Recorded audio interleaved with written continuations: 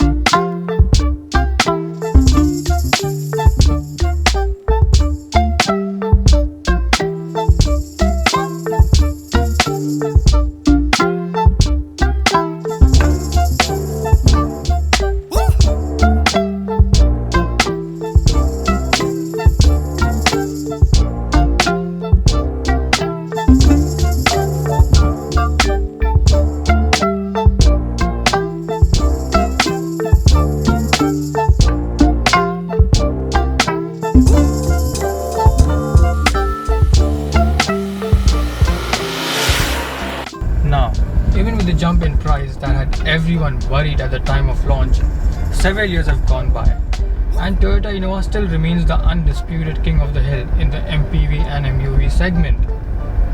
So let's just dwell a little deeper into what makes it the champion that no other manufacturer has been able to challenge. And is it still worth it in 2020? Let's find that out.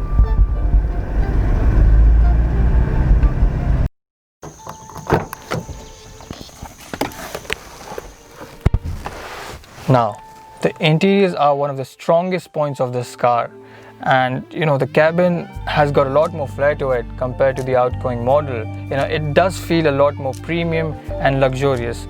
And luxury is not just design and build quality, but it's also space and comfort. And this car has that in abundance. You've got good spacious seating, the distance between the seats is massive, you've got all-round well-placed controls, ergonomically placed controls, and they have kept the DNA of this car intact. And in my opinion, this could be just one reason to go ahead with this car. Such a strong point. In terms of back seat, I could sit here even with the front seat pushed all the way behind. So there's ample amount of foot room over here, healthy foot room. Also, the area where your feet touches this portion is soft. It's a good thing to have. Now, this version of Innova does not have captain seats, unfortunately. However, if I'm going to be chauffeur driven, I would prefer this over an E-Class any day. Not just because of the backseat comfort it offers, but also the overall comfort. It is a nice place to be in. Also, the fact that you can slide the seat aft and forward in such an easy manner, and then also adjust the backrest angle of this car is such a boon. All you need to do is just put the seat in the right position and you're good to go. Now, as you can see, there is a lever over here which has got two holding positions. One is this, the other one is this. Now, this is used to adjust the backrest angle of the back seat, whereas this is used as a one-touch access to the third row. Now, this is where Toyota Innova scores really high, because they know how to get into these pockets where they can enhance the user experience of the passengers. Another feature that I think we should talk about are these food trays. Now, you've got these food trays at the back of the front seats, and these food trays have a cup holder. They are heavy duty plastic and they can carry 10 kilos of payload, which is a really good thing. You need to trust Toyota to over-engineer things. Now, this tray also has bag hooks on both the sides. Including these and the ones on the grab handles, you can hang 6 bags in the middle row. In higher variant, you get wooden inserts. In this case, you've got plastic. Also, I'm not a big fan of the position of this. It is a bit too high for my liking. You can't keep your plate and have food. You can certainly keep things over here. And yeah, everything comes with a cost. There's a smartphone holder with USB and aux ports along with a 12V power socket.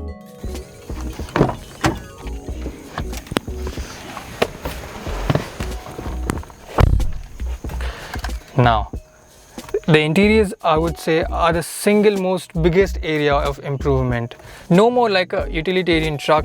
It feels 2 generations ahead of the outgoing model. There's a lot of black color used over here, but they have nicely sprinkled silver accents along with this, wooden inserts. And it does feel a lot plush, a lot premium and sportier than the outgoing model. Even though the cabin is dark colored, it doesn't feel claustrophobic. There's a lot of glass area, there's a lot of airiness, and you have a great view of the outside world. The plastic quality is inconsistent. You've got patches of good quality and bad quality. And for example, this is extremely nice, this quality is nice, but then you've got this, which is not that great. Again, what really helps the interiors is the leather quality, the wood paneling, the piano black inserts, and the suede-like materials. They all add to the ambience of the car. In terms of front seat comfort, this is a 2.4 liter diesel engine that comes with a manual. So this does not have leather seats. The compound is on the firmer side, however, there is good lateral and back support. And the headroom is generous. The cabin has got enough width and space. It's wide enough so 2 hefty passengers won't be elbowing each other that are sitting side by side. In terms of space, this is one of the best in the segment. There's no denying that. Coming to my earlier point about one-touch access, all you need to do is pull this trigger, and once you do that, it flips the seat forward in one single continuous motion. But having said all of that, you still need to climb and crouch inside to get into the 3rd row seat. And this ingress and egress are definitely not a job for the elderly. So I would suggest be kind to the elderly and offer them middle row seats. I'm not joking. There is another catch to this feature. If I as an occupant is in the 3rd row and if I want to go out, all I need to do is just pull this trigger and I can walk outside without any assistance or external help. Such a great feature to have, isn't it? Now, in terms of 3rd row comfort, the limited width makes it ideal for only 2 passengers. And if the 2nd row passengers are in a good mood, you can slide these seats a bit ahead and you can liberate a lot more space. However, for your height reference, I am 5'6", and still the under thigh support is just atrocious. So for someone who's 5'9", 5'10", this is going to be non-existent. I would like to add that there are some premium features in this. So for example, you've got cubby holes, cup holder spaces over here, which is a good thing. And you can adjust the backrest angle of the 3rd seat. Also, you've got 3-point seat belts for all 3rd row occupants. Middle row passengers have their seat belts mounted on the roof. A trunk full of luggage might restrict how much you can change the backrest angle of this back seat. Otherwise, this is only meant for kids, I would say, but this gives you an option of 7 to 8 people in case of emergencies, which is a good thing. Now, I want to show you the boot capacity of this car because I think it's important. When you go for a car like this, you need to have good luggage space. Now, this is extremely heavy. It requires some effort, and as you can see, it is nice, big and wide.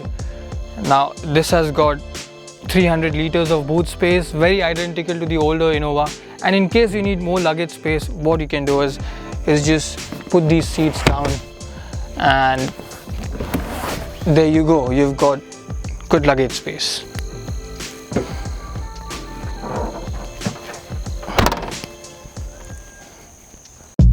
Let's talk about the driving dynamics of this car. Now, this is a 5-speed manual that comes with a 2.4 liter diesel engine, and the older Innova had a bigger 2.5 liter engine. However, this 2.4 makes nearly 50% more power and 70% more torque, which is a big difference, and that is pretty evident right from the get-go. Now, the power is rated at 148 bhp at 3400 rpm. Now, this car comes with another engine option of a 2.8 liter diesel engine, and just like 2.8, this 2.4 liter has a variable geometry turbocharger. The sound and character of 2.4 are very similar to that of 2.5. Of course, it's more muted, yet the engine note is similar. The Innova 2.4 litre manual transmission gets eco and power driving modes as well. Because they managed to create more power with this 2.4 litre diesel engine, I was a little bit apprehensive with the turbo lag I would get with the bigger turbo. But I'm happy to report that in-city drivability is excellent. There is no turbo lag whatsoever, and you get 343 Nm of torque at as low as 1400 RPM. Coming to the ride quality of this car, it has always been one of the biggest selling points of the Innova, and it does not disappoint. The suspension setup has a mature state of tune than the outgoing model, and it doesn't have that initial stiffness of the old car. So the ride quality is composed and sorted. I wouldn't call it plush though, or maybe I would, because at this price point you wouldn't get any better.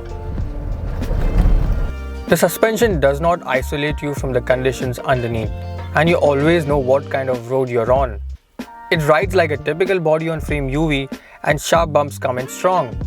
I feel some of that is due to 17-inch rims. The lower variants with the 15mm taller sidewall will surely ride plusher.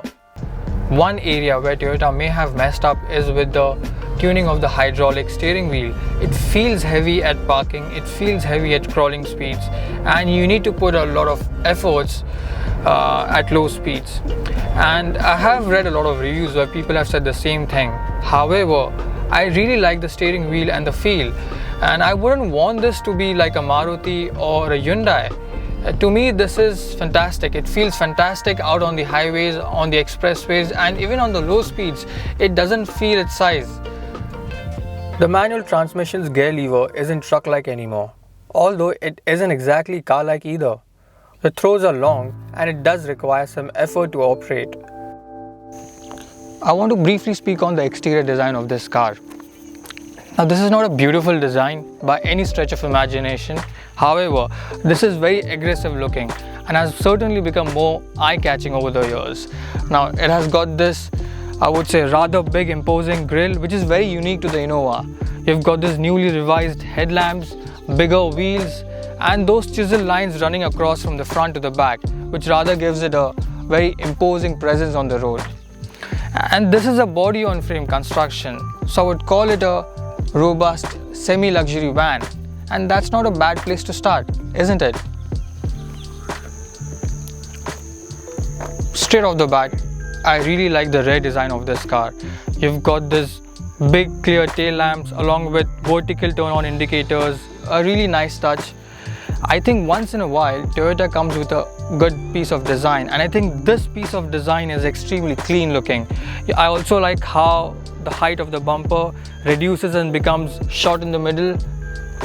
Sharp and contemporary is how I would like to describe the overall design of this car. So let's just move on to another topic, shall we?